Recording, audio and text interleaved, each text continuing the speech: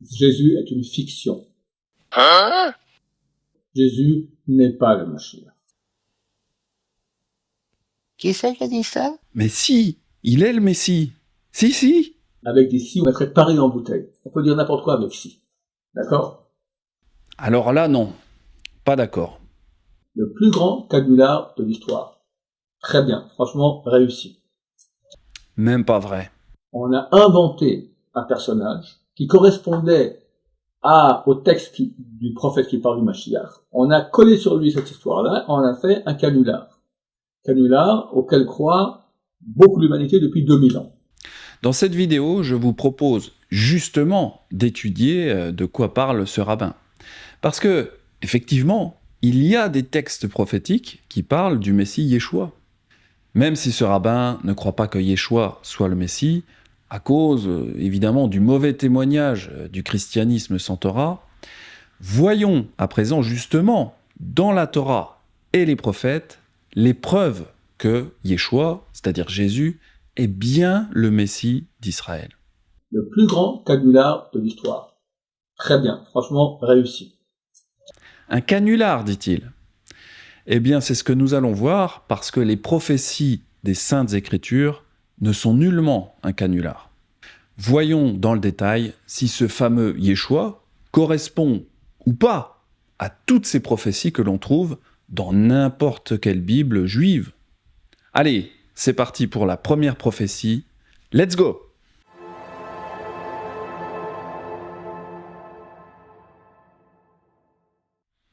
Alors une des choses qu'annoncent les prophètes, c'est que le Messie serait un homme qui sera appelé Elohim et Père éternel. Car un enfant nous est né, un fils nous est donné, et la domination reposera sur son épaule. On l'appellera admirable, conseiller, Dieu puissant, Père éternel, Prince de la paix. Alors il est très étrange que le prophète Ésaïe dise qu'un fils serait appelé un Père éternel. Ça n'a pas vraiment de sens.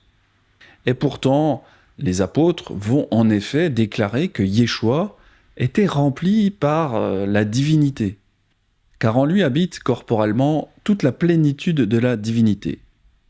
L'apôtre Thomas, quant à lui, ira même jusqu'à l'appeler Elohim, qui veut dire Dieu en hébreu. Thomas lui répondit, « Mon Adon est mon Elohim, c'est-à-dire mon Dieu. » Yeshua lui dit, « Parce que tu m'as vu, tu as cru. Heureux ceux qui n'ont pas vu et qui ont cru. » Alors dans ce passage, nous ne voyons pas Yeshua qui va dire à Thomas « Mais qu'est-ce que tu racontes? Je ne suis pas Dieu. » Au contraire, il ne va pas le contredire, mais Yeshua va affirmer ne faire qu'un avec le Père. « Moi et le Père, nous sommes un. » Alors les Juifs prirent de nouveau des pierres pour le lapider. Beaucoup de Juifs n'ont pas cru qu'il était le Messie parce que Yeshua se disait être un avec le Père. Et à cause de cela, les Juifs voulaient le mettre à mort. Mais pourtant, c'est bien ce que les prophéties disaient de lui. Il sera appelé Yahweh, notre justice. Voici les jours viennent, dit Yahweh, où je susciterai à David un germe juste. Il régnera en roi et prospérera. Il pratiquera la justice et l'équité dans le pays. En son temps, Juda sera sauvé, Israël aura la sécurité dans sa demeure. Et voici le nom dont on l'appellera, Yahweh, notre justice. Le fait que Yeshua affirme sa divinité, cela a choqué beaucoup de Juifs. Mais en même temps, il est le Messie humain et divin qui est prophétisé dans les Écritures. Il ne pouvait donc pas faire autrement, il ne pouvait pas mentir pour faire plaisir aux personnes ayant une petite foi. Jérémie dit que Yeshua sera un descendant de David, ce qui est une bonne transition pour le deuxième argument prophétique.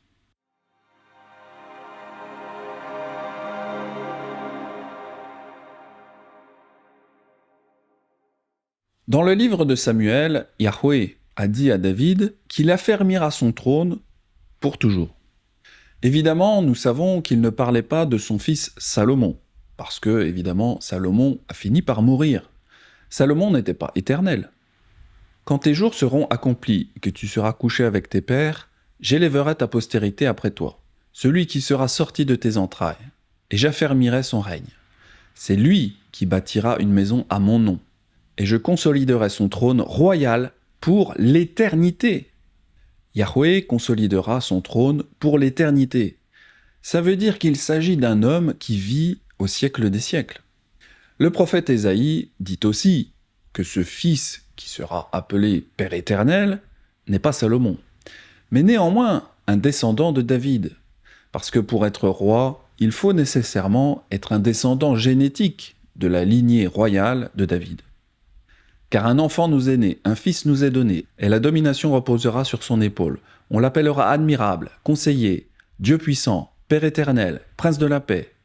Donné à l'empire de l'accroissement, et une paix sans fin au trône de David et à son royaume. L'affermir et le soutenir par le droit et par la justice, dès maintenant et à toujours. Voilà ce que fera le zèle de Yahweh des armées. C'est également ce que l'ange, envoyé à Myriam, la mère de Yeshua, lui dira. Il sera grand et sera appelé fils du Très-Haut, et Yahweh Elohim lui donnera le trône de David son père. Il régnera sur la maison de Jacob éternellement, et son règne n'aura point de fin. Yeshua est bien celui qui doit régner éternellement sur Israël. Plus loin, Ésaïe nous confirme qu'un netzer, c'est-à-dire un rejeton, sortira des racines d'Isaïe. Puis un rameau sortira du tronc d'Isaïe, et un rejeton naîtra de ses racines. Alors ce verset est une vraie bombe. Le rameau qui sort du tronc d'Isaïe représente évidemment David, car David est effectivement le fils d'Isaïe. Le plus incroyable dans tout ça, c'est que le père de David vient lui-même de Boaz, qui s'est marié avec Ruth. Ruth qui n'était même pas juive, car elle était étrangère. Boaz et Ruth ont eu un fils appelé Obed. Obed engendra ensuite Isaïe, et Isaïe engendra David. Cela signifie que, bibliquement parlant, la judéité, elle n'est pas transmise par la mère, mais toujours par le père. Sinon, Obed, qui est fils de Ruth, n'aurait jamais pu être juif ayant une mère étrangère. Boaz engendra Obed, Obed engendra Isaïe, et Isaïe engendra David. Dans la Bible, pour expliquer les généalogies, on utilise toujours le nom des hommes, parce que ce sont eux qui donnent l'appartenance aux tribus. Cependant, les rabbins ont plus tard changé cette règle biblique. En effet, aujourd'hui, pour être juif, il faut que votre mère soit juive. On ne tient pas compte du père. Nous voyons encore une énième fois que les rabbins n'hésitent pas à faire des lois anti-bibliques. Même sur Wikipédia, on en parle. De nombreux passages de la Torah montrent que les règles étaient différentes au temps biblique. Les hommes pouvaient perpétuer la lignée juive sans pour autant avoir une épouse juive. Effectivement, comme nous l'avons vu, c'est le cas de Boaz, qui a perpétué la lignée juive même en étant marié avec Ruth, qui n'était pas juive. Mais pour les rabbins, il n'en est pas ainsi. Selon la halacha, la loi rabbinique, la judéité se transmet par la mère, sans tenir compte de la nationalité du père, mais en tenant compte de son statut s'il est juif. Alors donner la judéité par la mère, cela s'appelle la matrilinéarité. Nous voyons un non-exemple de matrilinéarité dans la Bible, dans Lévitique 24. Le fils d'une femme israélite et d'un homme égyptien étant venu au milieu des enfants d'Israël se querella dans le camp avec un homme israélite. Alors ce verset démontre que l'enfant d'une femme de la tribu de Dan et d'un Égyptien, il n'était pas considéré comme israélite. Par conséquent, cela démontre que c'est la patrilinéarité qui est biblique et pas la matrilinéarité comme l'enseigne la loi rabbinique. On me reproche souvent d'être opposé aux rabbins juifs. Mais en sachant qu'ils sont allés même jusqu'à changer la définition de la judéité, posons-nous une question. Sont-ils encore juifs ? Vous savez, c'est une vraie question, parce que d'un point de vue strictement biblique, avec la transmission de la judéité par le Père, je me demande qui est véritablement juif de nos jours. Alors, heureusement, il y a certains Hébreux, comme les Karaïtes ou les Samaritains et encore d'autres, qui utilisent encore la transmission par le Père et qui sont opposés à la matrilinéarité. Cependant, il y a 2 versets dans l'Apocalypse qui expliquent que des personnes se diront juifs, mais ils ne le sont pas. « Je connais ta tribulation et ta pauvreté, bien que tu sois riche, et les calomnies de la part de ceux qui se disent juifs et ne le sont pas, mais qui sont une synagogue de Satan. » Est-ce que vous connaissez des personnes qui disent partout qu'elles sont juives et qui ne le sont pas? Ces juifs qui mentent sont peut-être bien ceux qui ont changé la définition de la judéité biblique en une autre judéité humaine avec la transmission par la mère. Je vous laisse méditer là-dessus. En tout cas, Yeshua était un véritable juif selon la définition biblique, car il est un rejeton de David. Puis un rameau sortira du tronc d'Isaïe, et un rejeton, Netzer, naîtra de ses racines. Le mot rejeton fait référence à Yeshua, le Messie. Et les racines symbolisent que Yeshua était juif de la lignée de David. Le mot rejeton en hébreu se dit Netzer. En effet, le Messie est appelé le Nazaréen dans tout le Nouveau Testament et vint demeurer dans une ville appelée Nazareth. Afin que s'accomplisse ce qui avait été annoncé par les prophètes, il sera appelé Nazaréen. Alors, il n'existe pas de prophétie qui dit que le Messie devait habiter à Nazareth. Cependant, Nazareth s'écrivant avec les mêmes lettres que Netzer, eh bien, on voit que Matthieu fait une sorte de jeu de mots avec le verset d'Ésaïe 11.1. Les disciples de Yeshua se sont ensuite appelés des Nazaréens, pas parce que les disciples habitaient tous à Nazareth, évidemment, mais plutôt parce qu'ils suivaient les enseignements de Yeshua le Nazaréen. Et c'est aussi pour cela que vous êtes sur la chaîne YouTube Enseignement Nazaréen, parce que je suis un fidèle de Yeshua, le Messie d'Israël. Il y a aussi le prophète Jérémie qui a prophétisé que le Messie serait issu de David. « Voici les jours viennent, dit Yahweh, où je susciterai à David un germe juste. Il régnera en roi et prospérera. Il pratiquera la justice et l'équité dans le pays. » Alors évidemment, c'est ce qui s'est passé au 1er siècle. Yeshua est bien issu de David, comme le confirment les écrits des Nazaréens de l'Alliance renouvelée. C'est de la postérité de David qu'Élohim, selon sa promesse, a suscité à Israël un sauveur qui est Yeshua. Touchant son fils, né de la race de David selon la chair, et selon l'esprit de sainteté déclaré fils d'Élohim avec puissance par sa résurrection des morts, savoir Yeshua Mashiach notre Adon.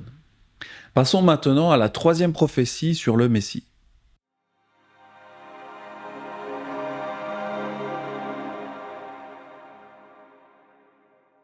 Alors effectivement, il existe un prophète qui a dit du Messie qu'il devait sortir de Bethléem.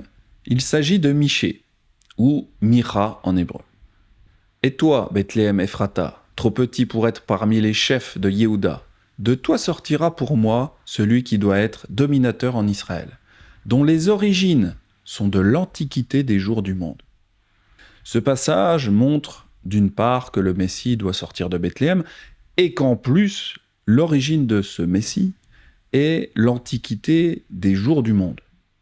L'évangile de Luc nous confirme qu'il est bien né à Bethléem et que son père, Yosef, était de la maison de David. Yosef aussi monta de la Galilée, de la ville de Nazareth, pour se rendre en Judée dans la ville de David appelée Bethléem, parce qu'il était de la maison et de la famille de David, afin de se faire inscrire avec Myriam sa fiancée qui était enceinte.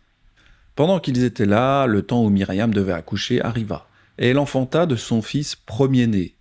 Elle l'emmaillota et le coucha dans une crèche parce qu'il n'y avait pas de place pour eux dans l'hôtellerie.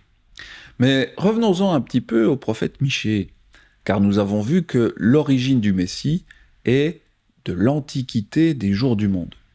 Il s'agit de la traduction de Samuel Cahen. Mais dans d'autres versions, c'est traduit « au jour de l'éternité ». Il s'agit du mot « olam » en hébreu.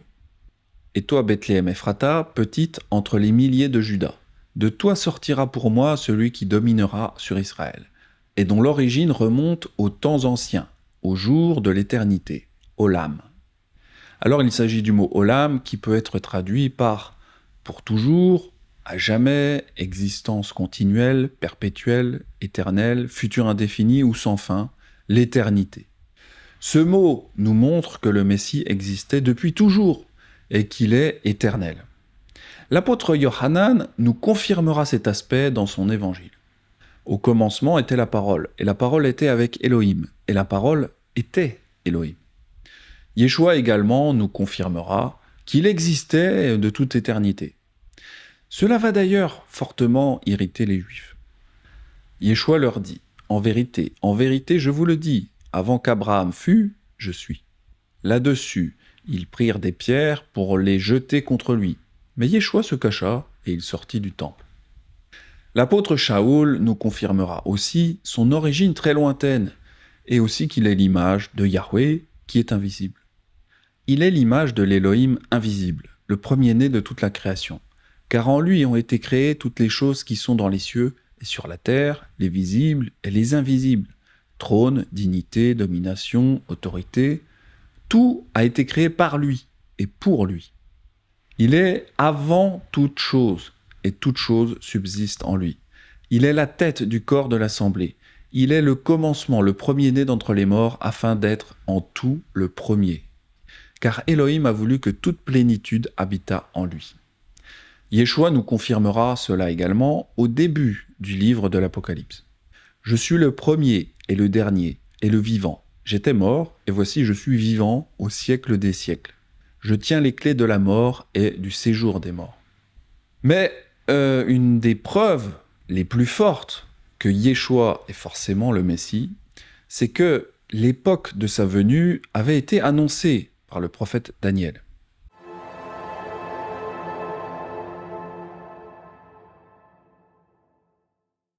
Alors c'est sans doute une des prophéties les plus béton qui existent sur le Messie Yeshua. Car l'époque où il devait venir a été annoncée par Daniel. C'est irréfutable. 70 semaines ont été fixées sur ton peuple et sur ta ville sainte, pour faire cesser les transgressions et mettre fin au péché, pour expier l'iniquité et amener la justice éternelle, pour sceller la vision et le prophète, et pour oindre le Saint des Saints. Sache-le donc et comprends, depuis le moment où la parole a annoncé que Jérusalem sera rebâtie, jusqu'au Messie, au Prince, il y a 7 semaines et 62 semaines, les places et les fossés seront rétablis, mais en des temps fâcheux. Si nous faisons le calcul que Daniel nous prophétise, cela nous donne 69 fois 7, donc 483 années. C'est le roi Artaxerxès qui donna cet ordre historique de reconstruire Jérusalem la 7e année de son règne. C'est le livre d'Esdras qui nous donne cette information.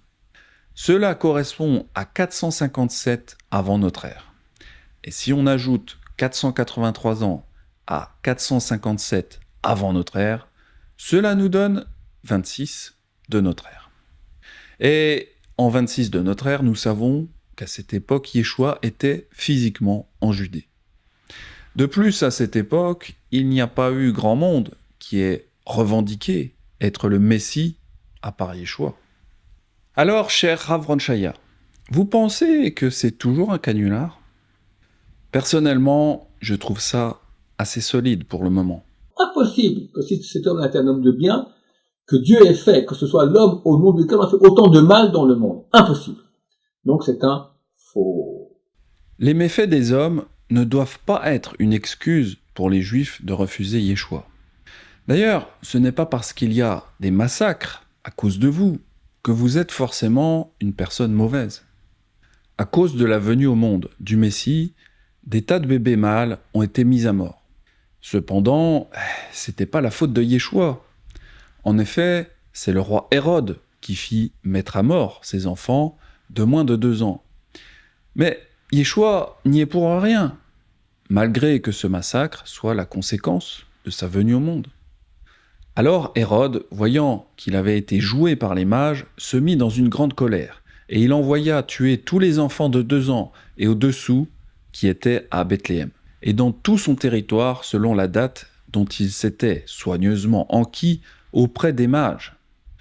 Au moment de la naissance de Moïse également, le roi de l'époque, il avait mis à mort tous les jeunes bébés mâles des Hébreux parce que il détestait les Hébreux.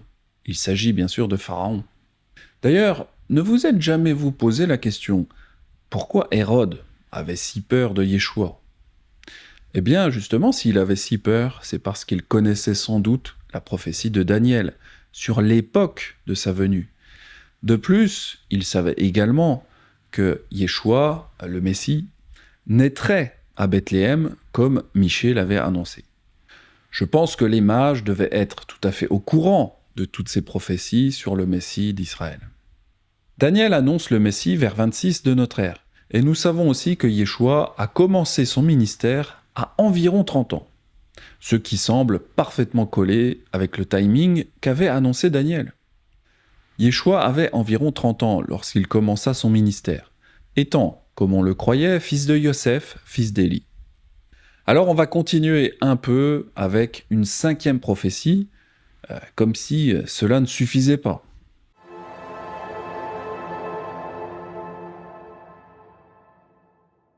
C'est encore une fois Ésaïe qui prophétisera qu'il devait venir d'une vierge.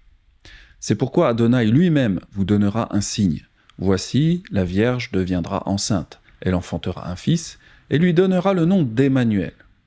Je rappelle qu'Emmanuel, Immanuel en hébreu, ça veut dire Elohim avec nous, qui est une preuve supplémentaire de la divinité du Messie. Bien évidemment, c'est ce qui est arrivé dans les évangiles. Voici de quelle manière arriva la naissance de Yeshua Mashiach.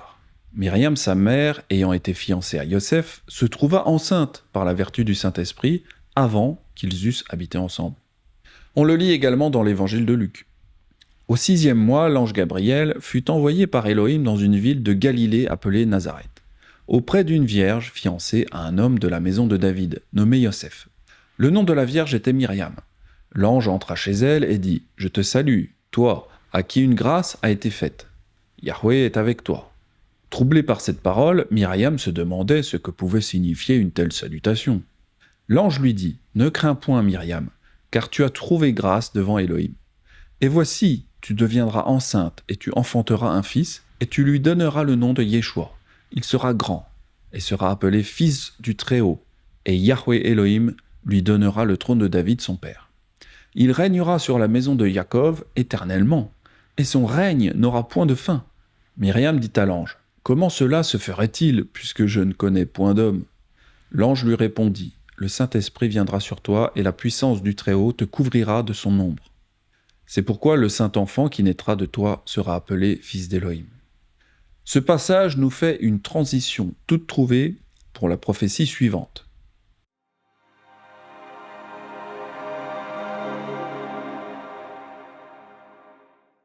Les psaumes parlent du Fils de Yahweh. Je publierai le décret. Yahweh m'a dit, « Tu es mon Fils, je t'ai engendré aujourd'hui. » Les proverbes parlent également du Fils. Qui est monté aux cieux et qui en est descendu? Qui a recueilli le vent dans ses mains? Qui a serré les eaux dans son vêtement? Qui a fait paraître les extrémités de la terre? Quel est son nom? Et quel est le nom de son Fils? Le sais-tu? Les évangiles nous annoncent et nous révèlent que Yeshua est ce Fils bien-aimé dont parle le Proverbe 30. Et voici une voix fit entendre des cieux ces paroles. Celui-ci est mon Fils bien-aimé, en qui j'ai mis toute mon affection. Comme nous l'avons vu tantôt dans Luc 1,35, il est fils d'Élohim, parce qu'il est né de l'Esprit Saint. Et c'est une condition unique dans toute l'histoire de l'humanité. C'est cette condition si unique qui fait qu'il y a tant de débats sur qui est Yeshua. Un simple homme ou Dieu lui-même? Mais nous savons que nous n'avons pas besoin de choisir entre l'une ou l'autre de ces propositions. Il est un homme et il est divin. Il ne rentre dans aucun des tiroirs de la pensée humaine. Voilà pourquoi les gens s'arrachent les cheveux sur cette question depuis des milliers d'années. Je vous déconseille vivement ce genre de débat stérile. Passons maintenant à la prophétie suivante.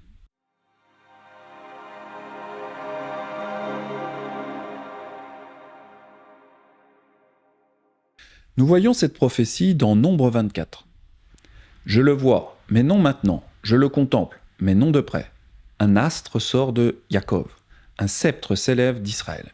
Il perce les flancs de Moab, et il abat tous les enfants de Seth. » L'évangile de Matthieu confirme effectivement que le Messie est sorti de Jacob. Généalogie de Yeshua Mashiach, fils de David, fils d'Abraham. Abraham engendra Yitzhak, Yitzhak engendra Jacob. Yaakov engendra Yehuda et ses frères. Plus loin dans le livre de l'Apocalypse, nous voyons que Yeshua se dira être l'étoile brillante du matin. Moi, Yeshua, j'ai envoyé mon ange pour vous attester ces choses dans les assemblées. Je suis le rejeton, Netzer, et la postérité de David, l'étoile brillante du matin. Remarquons aussi dans ce passage que Yeshua confirme qu'il est bien le rejeton, le Netzer. Bon, je vais m'arrêter là pour la démonstration, parce que si je passais en revue chaque prophétie concernant le Messie, la vidéo ferait 4 heures. Alors, pour ceux qui veulent encore plus de passages de la Torah et des prophètes qui prophétisent le Messie Yeshua, je vous mets comme toujours le lien de l'article dans la description de la vidéo.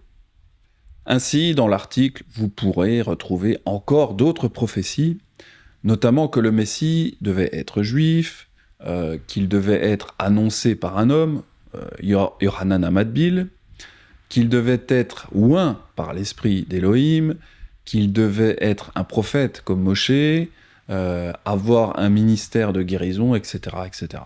Il est impossible, si cet homme-là était un homme de bien, que ce soit l'homme au nom duquel on a fait autant de mal. Sans parler de ce qu'il fait aux Juifs, l'Inquisition, les croisades, les pogroms. Je ne pense pas que tout le nazisme est le résultat d'une éducation de 2000 ans de peuple déicide. Impossible que si cet homme était un homme de bien, que Dieu ait fait, que ce soit l'homme au nom duquel on a fait autant de mal dans le monde. Impossible. Donc c'est un faux. Alors évidemment, Yeshua n'est pas un faux. Rav Ron Shaya se trompe évidemment quand il dit que Jésus est un canular. Il y a trop de prophéties en béton, comme nous venons de le voir.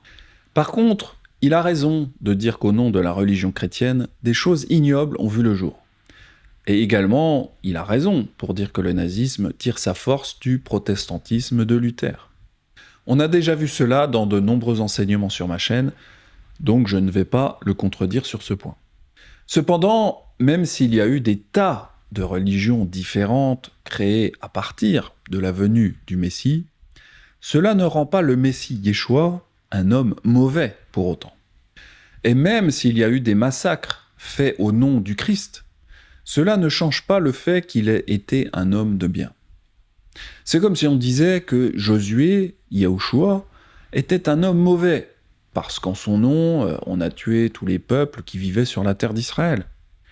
Bien sûr, il y a eu des guerres, des génocides de la part des 12 tribus, parce qu'elles devaient se répandre et s'installer pour remplacer les peuples idolâtres. Le peuple poussa des cris, et les sacrificateurs sonnèrent des trompettes. Lorsque le peuple entendit le son de la trompette, il poussa de grands cris, et la muraille s'écroula. Le peuple monta dans la ville, chacun devant soi. Ils s'emparèrent de la ville, et ils dévouèrent par interdit, au fil de l'épée, tout ce qui était dans la ville. Hommes et femmes, enfants et vieillards, jusqu'aux bœufs, aux brebis et aux ânes. Ils brûlèrent la ville et tout ce qui s'y trouvait, seulement ils mirent dans le trésor de la maison de Yahweh l'argent, l'or et tous les objets d'airain et de fer. Même si Israël a massacré de très nombreux peuples pour la conquête du pays de Canaan, cela ne fait pas de Josué quelqu'un de mauvais pour autant. D'ailleurs, Josué, c'est le prénom à l'origine de celui de Yeshua. Cependant, Yeshua n'a jamais demandé qu'on fasse une conquête physique de la planète. Mais il n'a demandé qu'une conquête spirituelle, dans un premier temps. Il voulait qu'on utilise une épée, oui, mais ce genre d'épée, pas celle en métal.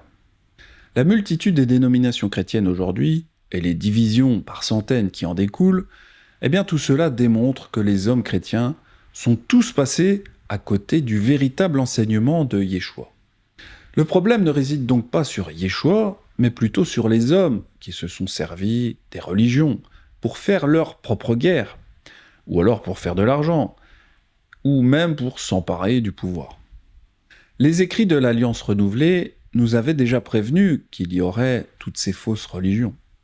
L'apôtre Shaoul notamment en parle. Je sais qu'il s'introduira parmi vous après mon départ des loups cruels qui n'épargneront pas le troupeau, et qu'il s'élèvera du milieu de vous des hommes qui enseigneront des choses pernicieuses pour entraîner les disciples après eux. Veillez donc, vous souvenant que durant 3 années, je n'ai cessé nuit et jour d'exhorter avec larmes chacun de vous.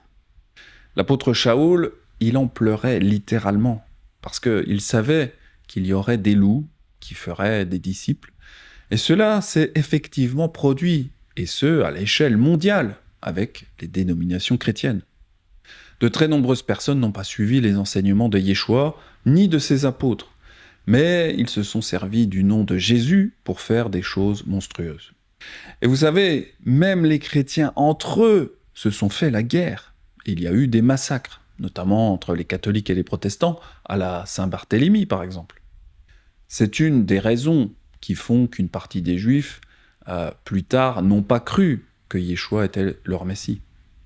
Cependant, avant même les dérives et les massacres faits au nom du christianisme, beaucoup de Juifs n'ont de toute façon pas adhéré au Messie Yeshua. Donc ce n'est pas une excuse suffisante, parce que, même sans tous ces massacres, ils n'auraient peut-être pas cru. Alors pour conclure et pour essayer de comprendre pourquoi Rav Ron Shaya n'a pas compris et accepté que Yeshua est le Messie, il faut réaliser qu'il y a aussi une prophétie là-dessus. C'est Shaoul qui nous en parle. Je dis donc, est-ce pour tomber qu'ils ont bronché? Loin de là. Mais par leur chute, le salut est devenu accessible aux païens, c'est-à-dire Éphraïm, afin qu'ils soient excités à la jalousie. Shaoul nous explique que leur refus du Messie est en réalité une nécessité pour que le salut puisse être accessible aux païens, donc aux frères d'Éphraïm, ces fameuses 10 tribus perdues. Shaoul dit aussi que Juda acceptera également Yeshua au moment où Éphraïm aura accompli la grande mission d'évangélisation et répandu la vraie bonne nouvelle jusqu'aux extrémités de la terre, et que la plénitude des gentils sera entrée. Car je ne veux pas, frères, que vous ignoriez ce mystère, afin que vous ne soyez pas sages à vos propres yeux. C'est qu'une partie d'Israël est tombée dans l'endurcissement, c'est-à-dire Juda, jusqu'à ce que toute la multitude des gentils, Éphraïm, soit entrée. Et ainsi, tout Israël, c'est-à-dire les 2 maisons, sera sauvé. Comme il est écrit, le libérateur viendra de Sion, et il détournera l'iniquité de Yaakov. Et ce sera mon alliance avec eux lorsque j'ôterai leurs péchés. Rav Ron Shaya s'inscrit pleinement dans cette partie d'Israël qui est tombée dans l'endurcissement. Donc cela ne sert à rien de dire que les rabbins sont des abrutis, parce qu'ils ne comprennent rien aux prophéties du Messie. Au contraire, ce sont souvent des gens très brillants et extrêmement intelligents. Par contre, pour le fait de croire en Yeshua, ils n'y peuvent rien. C'est Yahweh qui maintient cet aveuglement pour le moment, malgré toutes les prophéties qui parlent de Yeshua dans la Torah et les prophètes. Mais alors vous pourriez me dire, mais Benjamin, alors pourquoi tu fais cette vidéo pour les convaincre que Yeshua est le Messie, s'ils sont dans l'aveuglement? Eh bien, Shaoul a dit qu'une partie seulement d'Israël serait maintenue dans cet aveuglement. Donc nous devons évidemment toujours aujourd'hui démontrer que Yeshua est bien le Messie, même aux frères de Juda. N'oublions pas que tous les apôtres étaient juifs, et donc tous les juifs ne sont pas forcément dans cet aveuglement. Même si ça peut paraître vain de convaincre les juifs, beaucoup encore aujourd'hui acceptent Yeshua comme leur Messie et Sauveur. Voilà, cette vidéo est maintenant terminée. Quant à moi, je vous dis à très vite pour de futurs enseignements nazaréens, si Yahweh me le permet. C'était Benjamin. Shalom.